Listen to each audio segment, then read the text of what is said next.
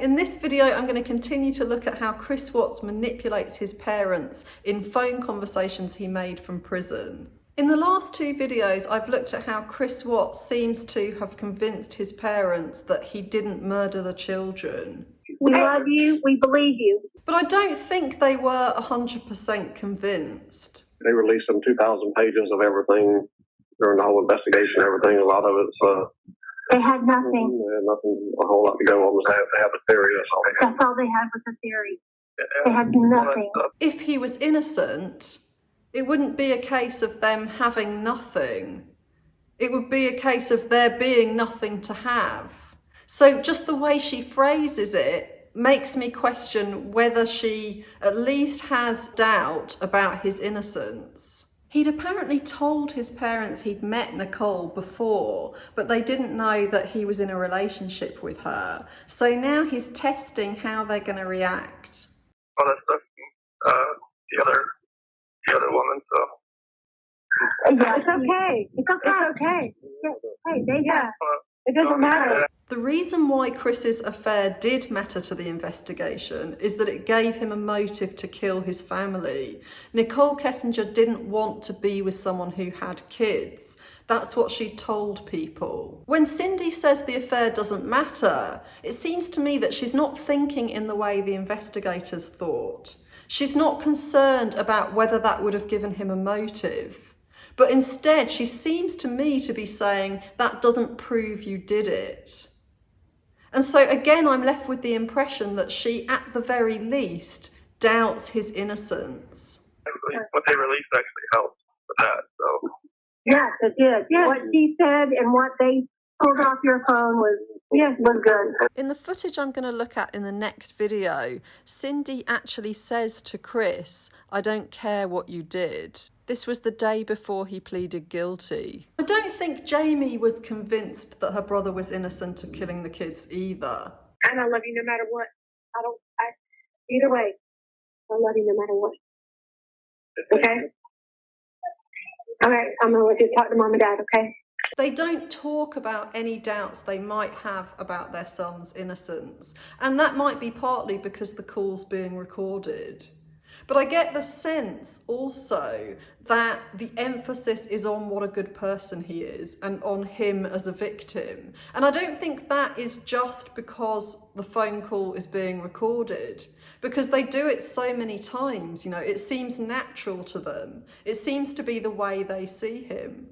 And so I think that they are stopping themselves from considering him as guilty of killing the children, even if they think that that might have happened. They're just choosing not to focus on it. And that means that he doesn't reflect badly on them. It means that his mum doesn't have to think about the role she might have played in who he's turned out to be. Let somebody come talk to you. Yes, let somebody. All we want is somebody. Let a lawyer come talk to you. Request one, Chris. I request one. Someone is going to come and talk to you. Yeah. He's got to okay it. He's got to. But you have got to okay it. We can't do anything without you okaying it. This is awkward. He doesn't want to fight it because presumably he knows that no one's going to believe him. And we support you 100%. You're going to get out of there. How's he going to distract them? I don't know how, I think these are like 10-minute calls or 5-minute calls, I'm not sure, but they'll tell me when I have 1 minute left. But it's, what time do I have on that?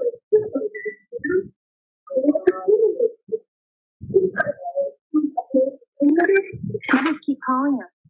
And I don't know what happened to the $50. No, I was just how much time I had on my power out still. Oh, we put $50 on a card, and now there's no $50 there. It doesn't matter. It doesn't matter. Okay, it doesn't matter. All right, Chris, talk. They might be waiting for him to talk to them about their lawyer idea now. How's he going to distract them this time? How did the gymnastic competition go? Since Chris Watts is the kind of person who would murder his own 3-year-old in front of his 4-year-old, and then murder his 4-year-old as well after she pleads for her life, It's unlikely that he's going to be even remotely interested in how his niece did at her gymnastics competition. And yet his family buy into this. They believe that he isn't that person and he's desperate to know how his niece is doing. And so again, he gets more brownie points. Oh. Don't worry about that right now. She did good. She got lots of medals. She fell off the balance beam, but she got back up and she kept going. Okay, but we just want to hear about. We just want to hear about you. I know. I was just curious. I guess the last time I talked to you guys, so I was just curious. You're gonna make me cry today, so don't do that. We're waiting for you to call. Look at how he's managed to distract them again away from asking him why he won't see a lawyer. And he's managed to get narcissistic supply at the same time. They have no idea they're being manipulated.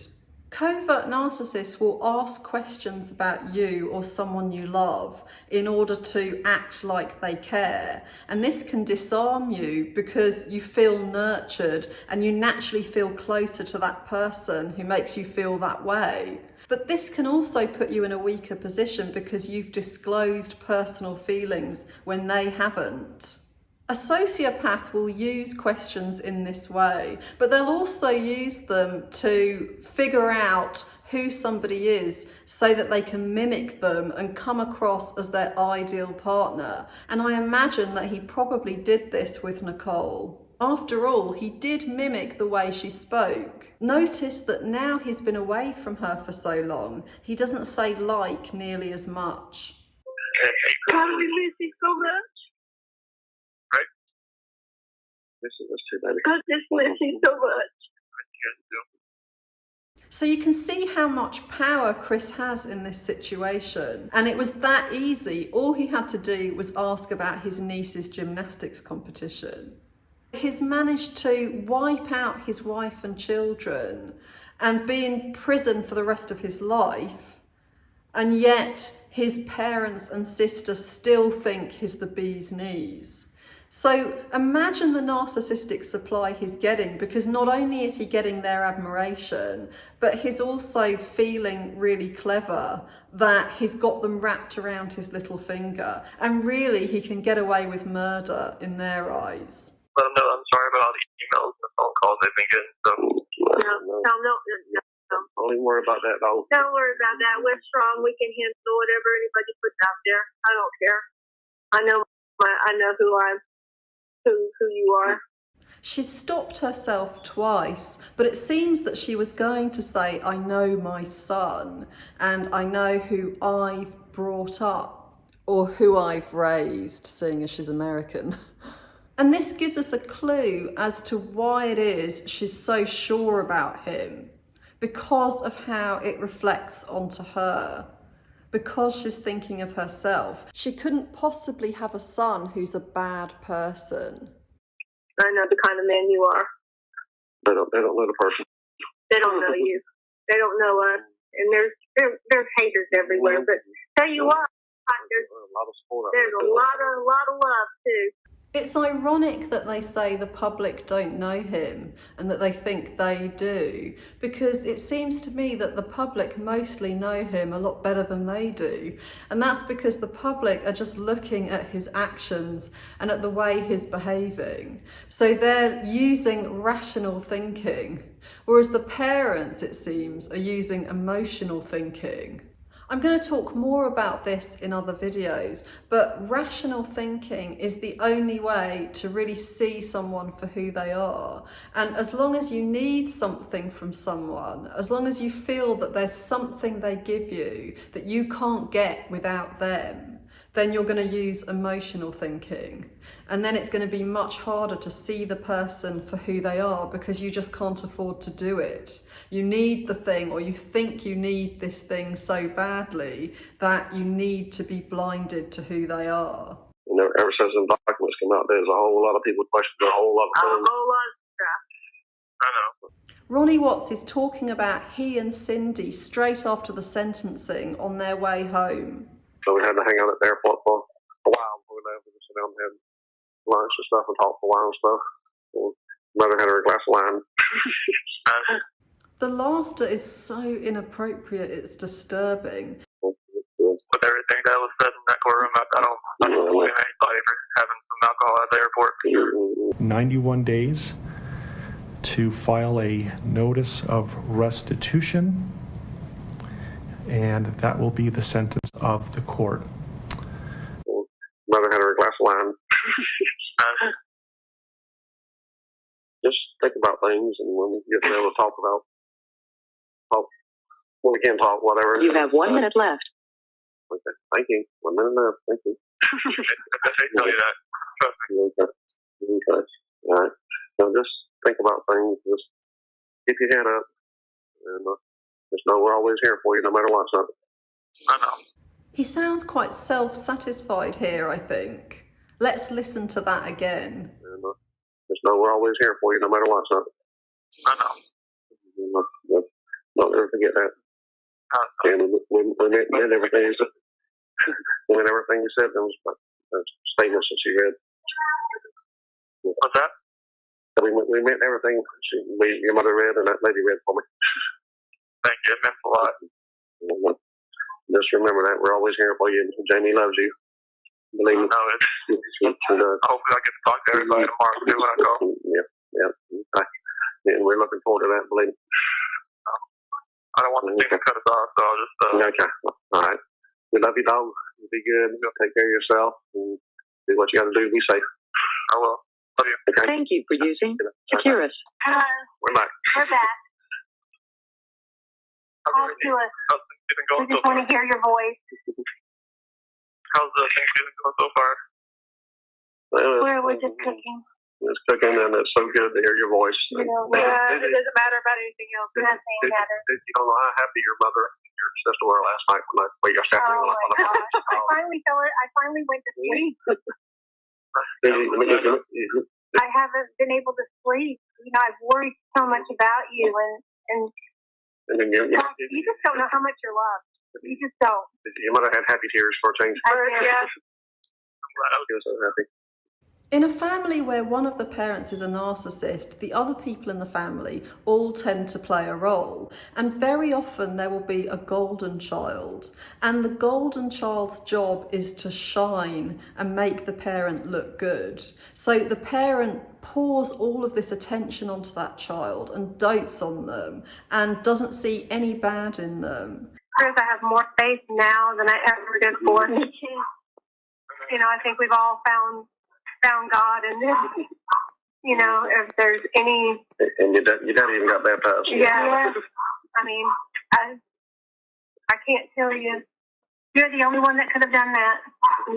You brought us all. You brought us all closer to God, and that was because of you.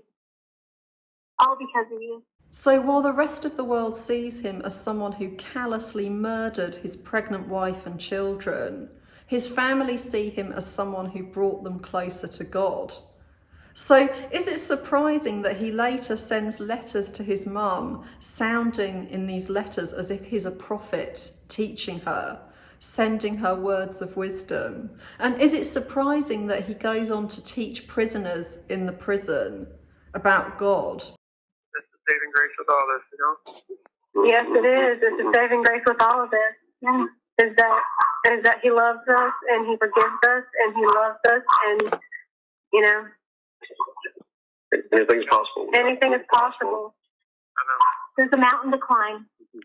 Yep, and you got to climb that mountain. And you'll get you there. Yep, and he will get you there. Sure. Well, everything I've been reading, all that, everything you guys said. So I read something different. Maybe I read the same one every night. Notice how he slipped up here. It seems that he was about to say he reads a different book every day. Could it be that he knew they'd find out that wasn't possible? Maybe there's a set number of books he's allowed in a week. I read something different. Maybe I read the same one every night, but I'll just pick a book and just read it.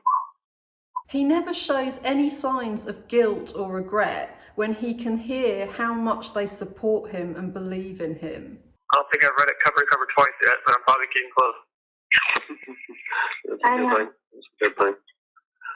That's a good thing, son. We love you so much. Yes, we do. You are my hearts and prayers, and you're not thoughts every day. Every day. Every day. Every minute of every day.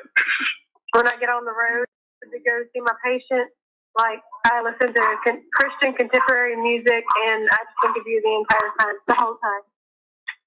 You know, and it's uplifting. So you brought us all so much closer to God. Yeah. That's what I was hoping, like, everything would, you know, kind of renew faith and everything, and because I have, trust me. It was just like, I missed them, like, I mean, I missed telling them, hey, you got to eat that or you're not going to get your dessert, you know, and just like, you're not going to get your snack.